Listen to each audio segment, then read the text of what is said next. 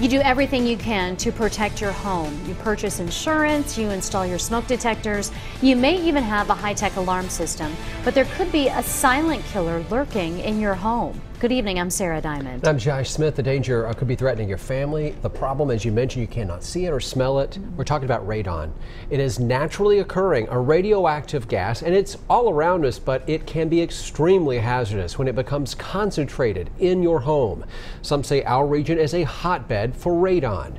Jackie Diffuse goes in your corner. She found out what experts say you must be doing to keep your home safe. Yeah, Josh, Sarah, radon levels are measured in what they call picocuries per liter of air.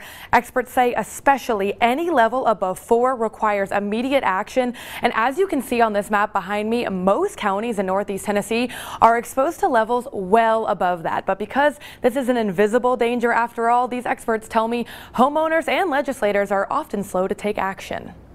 You will not know unless you test. There's nothing you're going to smell, there's nothing you're going to notice, there's nothing you're going to feel different. Before this Kingsport home was mitigated, it had dangerous levels of radon. That's a cancer-causing gas that experts say every homeowner should test for, but many aren't aware that they should. I didn't know very much about radon before I started all of this. Neither did this Johnson City homeowner. The room it tested the highest was the room that our kids play in. 3 kids, all under 6 years old, exposed to life-threatening radon levels. Experts consider the leading cause of lung cancer in non-smokers, resulting in 21,000 deaths annually. It's kind of like breathing secondhand smoke in many ways. Anything over 2 needs attention. Anything over 4 definitely needs to be cleaned up.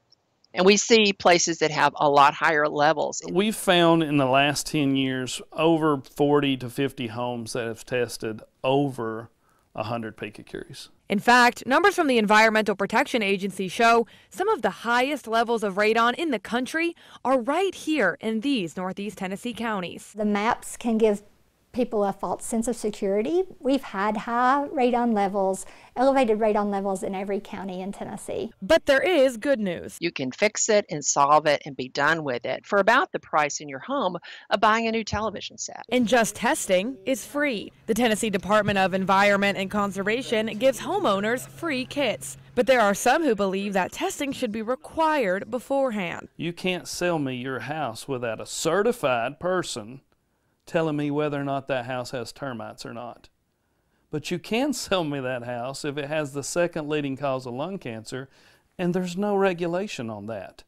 That needs to change. Some states have adopted strict laws regarding radon and real estate transactions. When I bought my home in Tennessee years ago, the rules said basically, do you know if there's a problem? And that was it. So it discouraged you from testing. Even the president of the Northeast Tennessee Association of Realtors agrees testing should be required when a home changes hands, admitting the Tennessee legislature is lagging behind other states. And we do trail when we institute state laws, but I can see it heading that way as we progress. There are many advocating for legislative changes today. When you know there's a problem and you're more aware that the problem is as severe as radon is, you're more likely to take steps to fix it. And in the meantime, encouraging homeowners to see for themselves. We all have all these things in our house to protect our family, and I was a naysayer as well until I got the test kit.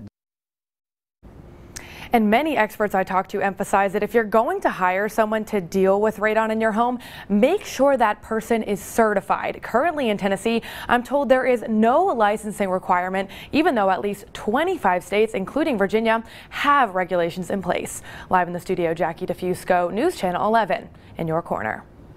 Jackie, thank you. Now, information you need about how and where to test for radon in your home is on our website, WJHL.com. And there you can also find the EPA's breakdown of radon levels county by county in our region. Join us in the second part of Jackie's series on radon. She's going to question area schools about their safeguards. That's coming up tonight at 11 o'clock.